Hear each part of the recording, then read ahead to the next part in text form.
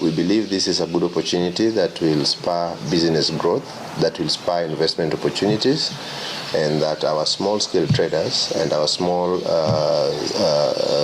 investors can have a good and easy way to transport their wares and to move between Migori and the neighboring counties, including our neighbors in Tanzania, to Nairobi and other destinations within and outside of Kenya. Seen an increase of travelers, especially outsiders who have come to do business, because now they can come in the morning and leave to Nairobi.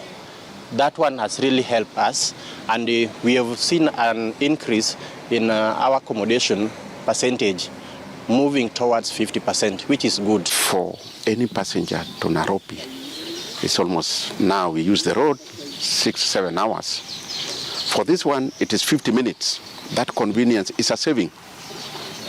Cost, you drive to Nairobi around 20K. We are talking about 7